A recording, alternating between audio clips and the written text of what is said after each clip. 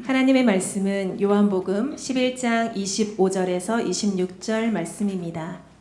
예수께서 이르시되 나는 부활이요 생명이니 나를 믿는 자는 죽어도 살겠고 무릇 살아서 나를 믿는 자는 영원히 죽지 아니하리니 이것을 내가 믿느냐. 할렐루야. 오늘 이 부활절을 통해서 우리가 하나님 앞에 은혜 얻고 승리하며 돌아가시기를 소원합니다. 기독교는 해마다 이 부활절을 통해서 살아나신 예수 그리스도를 높여드리고 찬양하며 하나님께 영광을 돌리는 그 축복의 기념절기이기도 합니다. 그러면 우리에게 매년마다 다가오는 이 부활절의 진정성 있는 의미는 성경을 통해서 우리에게 주시는 영적인 의미가 분명히 있다는 것이죠. 여러분, 의학적으로나 과학적으로 현대학적, 이성적으로 우리가 한번 생각해 보면 죽은 자가 다시 살아났다? 이것은 좀비밖에 없어요. 영화에. 맞아요, 안 맞아요? 그런데 그 좀비가 우리가 영화나 드라마에 많이 소개가 되는데 사실상 좀비의 첫 어원은요, 부활을 통해 나타납니다. 여러분 아실 거예요. 예수님이 십자가에 달려 죽으시고 그때 해가 이르면서 온 땅에 지진이 일어나죠. 그리고 나서 어떤 일이 벌어져요? 주님이 부활하실 때 이 옥터가 아니라 무덤터가 터져나가면서 죽은 자가 살아나 도성으로 걸어 다녔다고 그러거든요. 성경에는. 이게 재밌게 표현해서 예수님 부활하실 때 첫 번째 나타난 부활의 좀비들입니다. 야, 이런 좀비 말고. 근데 죽은 자가 살아날 수 있을까라는 질문 앞에 우리는 의아심을 가질 수밖에 없죠. 어떻게 죽은 자가 다시 살아나고 10년 전에 죽은 아버지가 부활하신 예수님과 함께, 그렇죠? 이제는 다 썩어 백골이 되었는데 부활해서 그 자녀들에게 찾아가서 만나게 하고, 이런 사건이 2000년 전 부활절 사건을 통해 일어났다는 걸 볼 수가 있습니다. 그렇기 때문에 이 부활의 의미는 간단히 설명을 해드리면 죽은 자가 다시 뭐예요? 살아났다는 것이죠. 믿으시면 아멘. 자, 그러면 이 부활의 어원을 한번 볼까요? 제가 이 부활의 어원을 보게 되니까 이 부활의 어원은, 찾아주세요. 왜 올려놨는데 안 틀어줍니까? 부활의 어원은요, 이 라틴어에서 보면요, Let's go라는 말에서 파생이 됩니다. 그래서 이 Let's go 자체의 개념은 RE가 영어에는 다시라는 뜻이에요. 다시. 그 다음에 썰고는 일어났다라는 뜻이거든요. 이 두 단어가 합성이 되어가지고 라틴어 동사가 된 겁니다. 그러니까 여러분, 동사라는 자체의 개념은 움직이는 거잖아요. 그래서 한자로 보면 움직일 동이에요. 영어로는 벌브지만 움직이는 것, 뭔가 생동감 있는 것, 우리가 살아있는 것을 동사로 표현하는데, 이렇게 다시 일어났다, 이것이 이제 영어로 파생이 되면 우리가 잘 아는 리바이벌이 된 겁니다. 리바이벌. 그래서 다시 살아났다라는 뜻이거든요. 그래서 이 부활이라는 단어는 리비보라는 단어와 파생된 리바이벌로 다시 살아났다라는 의미로 언급이 되고 있어요. 그러니까 이 부활의 진정한 어원은 다시 살아났다는 거예요. 다시 살아났다. 그러면 2000년 전에 예수님을 만난 자들은 다시 살아난 거죠. 믿으시면 아멘. 이 아멘부터 좀 살아나길 바랍니다. 그러면 여러분들이 이 부활절을 통해서 예수님을 만나고 이 부활의 예배를 통해 하나님께 영광을 돌릴 때 이 죽었던 심령들, 죽었던 영혼들이 살아나는 역사가 일어나야 되는 겁니다. 여러분, 영어로는 이스터라고 그러죠. 그래서 이 부활절을 이스터라고 합니다. 이스터. 이게 고대 앵글로 색스너에서 나온 겁니다. 이게 에스트레, 이게 새벽이라는 뜻이에요. 그 다음에 오스타라, 이게 봄의 여신이에요. 이 두 단어가 합성이 돼서 이게 이스터가 된 겁니다. 그래서 유럽의 이 투톤족이 숭배한 새벽, 봄의 여신과 봄의 생명 회복 이미지가 부활의 의미와 연결되어서 그 뒤로부터 영어로 이스터라고 부르는 거예요. 그래서 이 이스터에는 뭐예요? 바로 새벽의 봄의 여신이 싹을 피우고 죽었던, 그렇죠, 나무들이 소생을 하고 파릇파릇 살아나는 그러한 여신으로 표현을 하고 있잖아요. 이것을 우리 기독교에서 영어로 파생시키면서 이 죽음, 어둠, 모든 것이 끝난 상황 속에서 진정한 생명의 꽃, 생명의 부활의 꽃이 핀다라는 그리스도의 그 은혜의 열매가 부활과 연결이 되었다는 겁니다. 그래서 우리는 이스터라고 부르는 거예요. 저와 여러분들의 인생 속에서 이 부활하신 예수님을 만나게 되면 우리의 죽었던 메말랐던 심령들이 영적으로 믿음의 꽃이 피고 싹이 나서 열매가 달아 살아 역사하는 하나님의 귀한 일꾼들이 될 수 있음을 믿으시기 바랍니다. 사랑하는 여러분, 이 부활이 오기까지는 쉬운 과정을 성경은 설명하지 않아요. 이 부활이 우리에게 오기까지는 굉장히 어려운 과정을 겪습니다. 그래서 예수님도 요한복음서 12장 23절의 말씀을 보시면 이 부활의 열매를 얻기 위해 십자가의 고난과 죽음을 경험하시게 되잖아요. 그러면 이 고난과 죽음이라는 자체는 슬픔입니다. 그런데 주님은 이것을, 내가 죽게 된 것을 슬픔으로 표현한 게 아니라 23절에 이렇게 표현합니다. 예수께서 대답하여 이르시되 인자가, 보세요, 영광을 얻을 때가 왔다, 이렇게 표현하고 있단 말이에요. 예수님께서는 당신이 맞아야 될 그 죽음의 사건을 슬픔과 절망으로 받아들인 것이 아니라 이제는 하나님의 뜻에 따라 인자가 영광을 얻을 때가 왔구나라고 표현했다는 것이죠. 그랬으면서 뭐라고 그래요? 내가 진실로 너에게 이르노니 한 알의 밀이 땅에 떨어져 죽지 아니하면 한 알 그대로 있을 것이고 죽으면 많은 열매를 맺는다고 그랬어요. 그러니까 보세요, 예수님도 이 죽음을 통해서 많은 구원의 열매, 이 열매를 맺기 위해서 나 하나가 밀과 같이 땅에 떨어져 내가 죽어야 된다는 거죠. 내가 죽어야 한 알로 끝나는 것이 아니라 많은 열매를 맺게 된다는 것입니다. 그러니까 여러분들도 마찬가지죠. 부활하신 예수님을 만나면 내가 뭐예요? 내가 한 알의 밀알이 돼야 돼요. 내가 한 알의 밀알이 되어서 내게 땅에 떨어져 썩어버려야 합니다. 그러면 부활한 예수님의 그 싹이 우리에게 꽃이 되고 열매가 되면 많은 열매가 우리를 통해 맺혀지게 된다는 사실을 아셔야 하는 겁니다. 그래서 성경은요, 모든 구약과 신약 전체를 한 단어로 압축해서 소개하잖아요. 이걸 무슨 신학이라고 하신지 압니까? 이걸 별세 신학이라고 그래요. 별세라는 건 세상에서 떠나는 겁니다. 이제는 세상과 관계없고, 그래서 여러분들 사람이 죽으면 뭐 소천하셨다, 그렇죠? 뭐 표현하지만 별세라는 말도 쓰잖아요. 그럼 이제는 내가 세상과 완전히 구분되어져서 떠났다는 거죠. 여러분, 한 알의 밀이 땅에 떨어져 썩었다, 죽었다라는 뜻은 다른 말로 표현하면 네가 죽어야 이 죽은 씨를 통하여 많은 열매가 나온다라는 얘기예요. 그래서 예수 믿고 그 부활하신 예수님의 그 부활을 기념하기에 앞서 그 부활의 열매가 나올 때는 주님이 한 알의 밀알같이 땅에 떨어져서 썩어 죽었단 말이에요. 그러니까 예수 믿는 우리는 잘 죽어야 돼요. 믿으시면 아멘. 다 같이 한번 인사하실래요? 잘 죽으세요. 모든 씨는요, 밭에 떨어지잖아요. 다 씨가 죽어요. 그리고 그 죽음을 통해서 싹이 트고 발화가 되잖아요. 여러분, 여러분들의 집안에서도 여러분 안 죽으면요, 어떤 일이 벌어져요? 전쟁이 일어나요. 누군가는 죽어줘야 돼요. 믿으시면 아멘.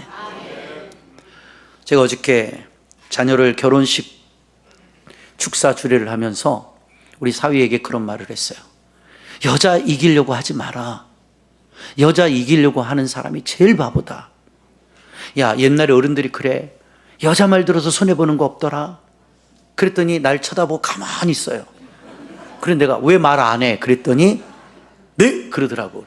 그게 이제 또 빵 터져가지고 하객들이 엄청 웃었는데, 여러분, 그럼 여자 말 들으라고 했다고 다 여자 말만 들으라는 뜻이 아니잖아요. 좋은 말만 들으란 말이에요. 그러면 여자가 나한테 여보 은행 털러 갈까? 그러면 같이 가야겠네. 그런 의미를 말하는 게 아니에요. 하나님 뜻대로 사는 그 은혜의 말에 여러분이 순종하고, 누군가는 미랄과 같이 썩어져야 가정 안에서도 그 생명의 꽃이 피어요. 교회라는 자체도요 마찬가지예요. 안 썩는 사람들은 열매가 나오지 않아요. 여러분들이 예수를 믿고 10년, 20년, 30년이 지나도 나라는 자아가 안 썩는 사람들이 있어요. 나라는 자아가 안 죽어요. 그렇기 때문에 죄송하지만 30년 교회를 다녀도 변화가 안 돼요. 변화가. 여러분들 가장 기독교인으로서 가슴 아픈 게 뭔지 알아요? 변화가 안 된다는 거예요. 어쩜 넌 그렇게 애가 변하질 않니? 여러분, 제가 지난주에도 이 변화에 대한 사건을 펴냈지만, 예수를 만나고 성령을 받으면 사람이 변화돼요. 어느 쪽으로요? 좋은 쪽으로 변화돼요. 왜 예수를 믿고 예배하며 하나님께 찬양을 돌리고 기도하는 자들이 왜 시간이 지나면 지날수록 안 좋게 변화되냔 말이에요. 그러면 안 된단 말이에요. 좋게 변화돼야 되죠. 그것은 바로 우리가 부활하신 예수를 찬양하고 기념하기에 앞서 그 부활이 오기까지 주님이 하늘의 미랄이 되어 땅에 떨어져 썩어 죽었기 때문에, 그분이 죽었기 때문에 인류에게 구원의 열매, 부활의 열매가 맺혀진 것입니다. 그래서 예수님은 내가 잠자는 자들의 첫 열매가 되셨다 그러는 거죠. 그러니까 우리도 마찬가지예요. 내가 썩어지고 내가 죽어져야 부활에 동참하게 되는 것이며, 나 같은 죄인을 통해서 하나님이 부활의 영광을 받으시는 은혜의 인생이 될 수 있음을 기억하셔야 되는 것입니다. 사랑하는 성도 여러분, 그러므로 부활의 생명은 갑자기 생명으로 주어지는 것이 아니라 죽음으로 얻는 것이, 죽음으로. 그래서 한 알의 밀이 땅에 떨어 죽지 아니하면 한 알 그대로 있다는 거예요. 죽음은 많은 열매를 맺는다. 십자가의 진정성 있는 은혜의 교리는 죽어야 사는 진리입니다. 별세 신학이라고 그래요. 잃어야 얻는 진리입니다. 부활의 진정성은 죽음 뒤에 찾아오는 생명과 소망을 우리에게 말씀하고 있는 것이죠. 세상은요 거꾸로 가르칩니다. 내가 살아야 진리인 것이고, 내가 얻어야 되고 더 많이 가져야 되는 것이 진리인 것입니다. 그런데 부활을 통한 예수님이 가르쳐준 십자가의 진리는 죽어야만 사는 진리이고, 내 생명을 잃어야만 얻는 진리임을 부활절 메시지 안에 주님은 담고 있는 은혜라는 것입니다. 그래서 이 십자가는 자기 희생이에요. 자기의 죽음이고, 내가 죽어서야 길이 있고 나를 포기해야 얻어지는 것이 있음을 우리가 이 부활절을 통해 배울 수가 있는 것입니다. 여러분 한번 생각해 보세요. 예수님께서 그 십자가의 고난의 사건이 그분의 인생 속에 없었다면 부활이 있었겠습니까? 안 죽었는데 어떻게 부활이 필요합니까? 만약에 그 부활도 없었다면 구원도 없었을 것이고, 그 십자가의 죽음의 사건이 없었다면 죄사함과 용서도 우리에게 주어지지 않았을 것이라는 거죠. 우리가 알고 있는 요한복음 11장 25절부터는 여러분들이 너무나 잘 아는 이 예표적인 부활의 사건입니다. 바로 나사로의 사건인 거죠. 그 예수님의 친구같이 벗과 같은 자가 죽어서 이미 장사되어 무덤가에 갇혔단 말이에요. 3일이나. 그러면 모든 것이 다 끝난 거 아닙니까? 그런데 예수님은 자기의 벗된 친구 되는 나사로의 무덤 앞에 찾아가 그 돌을 올려놓고 뭐라고 표현하셨어요? 죽은 나사로에게 명하시는 겁니다. 나사로야 나오너라. 그런데 보세요. 그 말씀 앞에 사흘간 죽어있던 나사로가 하나님의 말씀 앞에 살아 오늘 그 죽음의 무덤에서 걸어 나오는 역사를 요한복음 15장, 11장을 통해서 우리가 알 수 있는 겁니다. 이것이 바로 예수님이 살아계실 때 나사로를 통해 주시는 전달되는 메시지가 뭐냐? 너희들이 나사로를 본 대로 나도 어떻게 한다? 무덤에서 살아날 것이다. 여러분, 오늘 이 아침에도 이 하나님의 말씀이 여러분들에게 명령으로 임재하기를 주의 이름으로 권면합니다. 여러분의 이름을 부르면서 한번 따라해 보랍니다. 내 이름을 부르면서 누구누구야 나오너라. 시작.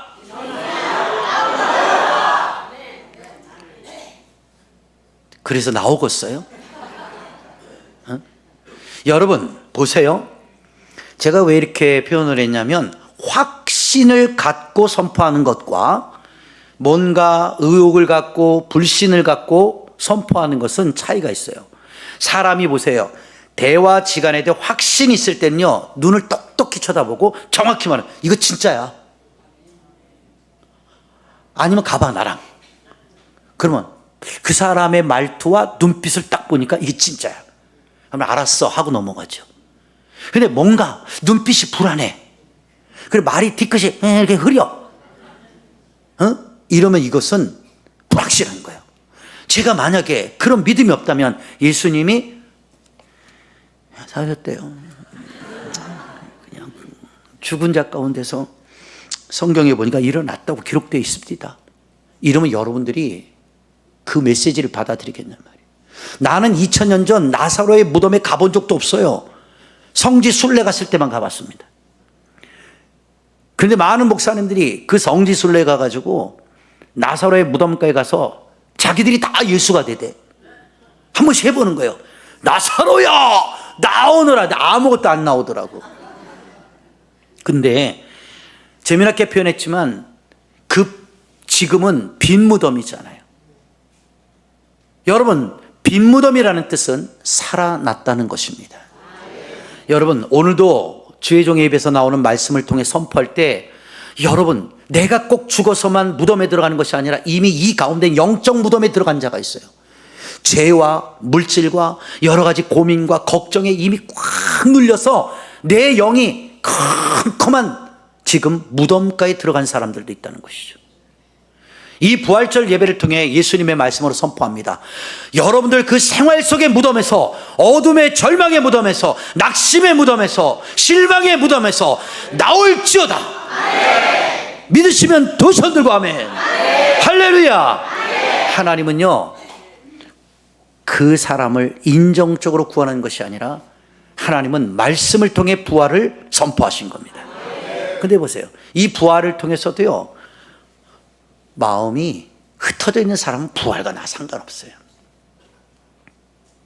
제가 오늘 이제 6시에 새벽 예배를 다 드리는데 와보신 분들은 알겠지만 이게 부활절 예배를 드리는 건지 장례식 예배를 드리는 건지 다들 6시에 나오니까 피곤하잖아요. 나부터.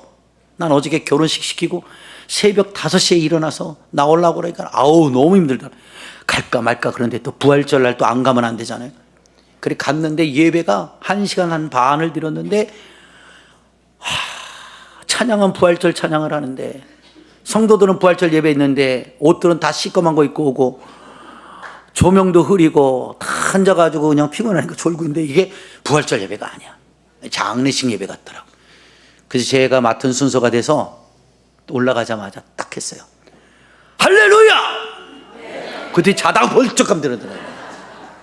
여러분 지금 부활절 예배 드리러 오셨죠? 아멘 그러더라. 세상에서 제일 좋은 날이 언제인 줄 압니까? 그러니까 부활절이 아니요 오늘이에요. 그랬어. 오늘같이 좋은 날에 여러분들이 왜 이렇게 장례식 예배를 드립니까? 사람들이요, 우리나라 사람들은요, 참 죄송하지만 얼굴이 별로 안 밝아요. 안 밝아. 칙칙해. 그래서 내가 장례식 예배 고난주간 어저께 끝났으니까 우리 부활절로 좀 해피하게 그 한마디 사람들이 웃으면서 부활하신 예수님을 인사시켰더니 사람은 밝아져. 다 목사님들 나오면 이번 순서는 하나님의 말씀을 읽겠습니다. 나만 그렇게 하니까 나만 튀어. 나는 그렇게 어두운 거를 나는 원체적으로 싫어하는 사람. 그래서 저는 어두운 사람하고 별로 친구도 안 해요. 옆 사람 보고 인사할래? 어두운 사람하고 친구하지 마. 그래서 여러분 어두운 사람 만나면 신기하죠. 그 기운이 어두움이 스물스물 기어 들어옵니다. 왜 예수님은 어둠의 주인이 아니시고 빛의 주인이라고 하셨을까요?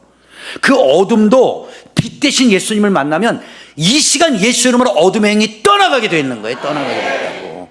그러니까 이 부활절은 우리가 죽음에서 생명으로 옮기신 그 부활의 예수님을 가장 기쁘고 가장 행복하고 가장 은혜롭게 우리가 주님을 만나고 예배하고 돌아가야 되는 것입니다. 죽음이라는 것은 슬픈 것이지만 죽은 자가 다시 살아났다. 이건 얼마나 기쁜 일입니까? 진정한 기독교의 은혜의 원칙은 죽은 예수를 선포하는 게 아니라 살아계신 예수님을 선포하는 거예요. 그리고 여러분이 교회 다니고 예수 믿고 기도하고 말씀 상고하는 것은 살아계신 예수님을 내가 만나고자 하는 믿음의 애씀이라는 거죠. 그러니까 여러분이 그 예수를 만나야 되는 거예요. 믿으시면 아멘. 그러니까 여러분 보세요. 부활하신 예수님을 만났죠. 그 전에는 부활하신 예수가 나타나게 돼 모든 제자들과 그 예수를 알고 있던 사람 다 슬퍼서 울었잖아요.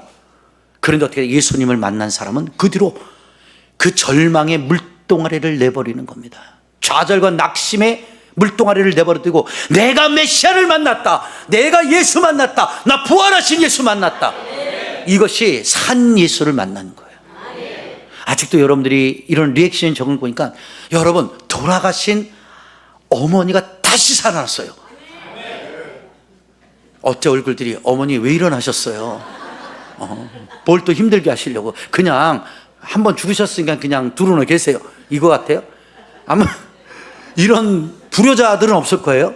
근데 살아계신 부모님은 우리가 나부터는 살아계시니까 그렇게 막 소중하게 여기질 못해요. 근데 여기 어르신들 얘기 들어보면 어머니 아버지 다 돌아가시고 나니까 다 이게 한이 되고 후회가 되고 마음이 아프다 그러고 아우 내가 살아있을 때 우리 어머니한테 아버지한테 좀 더 잘할 걸 이렇게 고백들을 하더라고요. 이 죽어서 하는 고백은 힘이 없어요. 살아서 하는 고백이 돼야 돼. 살아계서.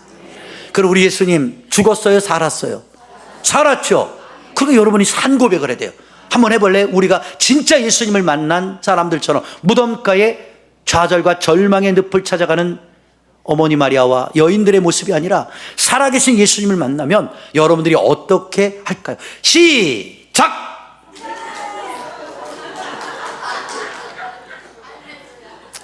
알러지 죽겠습니다. 분명히 산 예수님 만나면 마리아부터 사셨대 이러고 않을까요? 막 기절하듯이 않을까요? 막 우리 아들 살아났다 막 이러지 않을까요? 말고요. 네 아들 아니니까 좀 사람이요 인생을 살고 예수를 믿고 신앙생활을 좀 그렇게 기쁘게 살면 안 돼요? 여러분 물론 세상살이가 힘든 건 알아요. 오늘 다 예배가 끝나고 1층에 지하 1층에 내려가서 밥을 먹는데 정성호 법무부 장관하고 저하고 같이 식사를 했어요.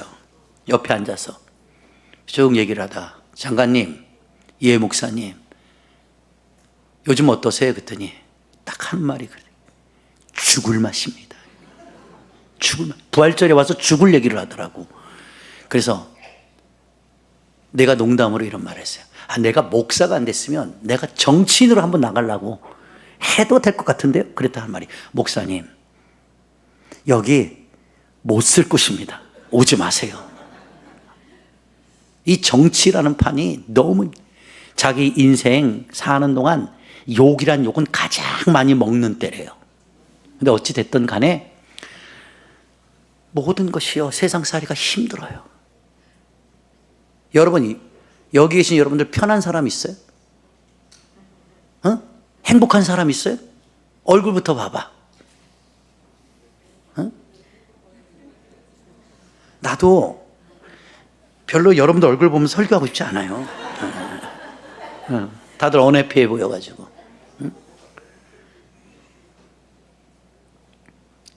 그런데 이렇게 불행한 세상을 향하여 예수님은 선포하시는 거예요. 내가 다시 살아났다. 인류를 죄와 그렇죠? 절망과 좌절로 망가져버린 이 세상과 하나님의 형상으로 창조된 인간들을 내가 다시 회복시키겠다는 하나님의 명령과 선포가 부활절을 통해 얻어지고 있다는 것입니다. 그래서 여러분, 단순 명료하게 말하면요, 예수 믿으면 삽니다. 우리 좀 귀찮아도 옆분 한번 손잡고 인사하세요. 너 살리려고 예수님 부활했대.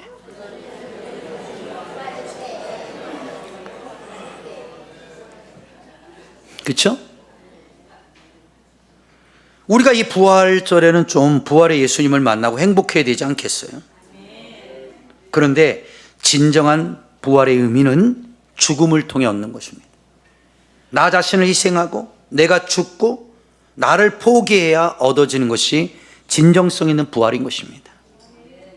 사랑하는 여러분, 이제 간단하게 두 말씀만 전하고 마칠게요.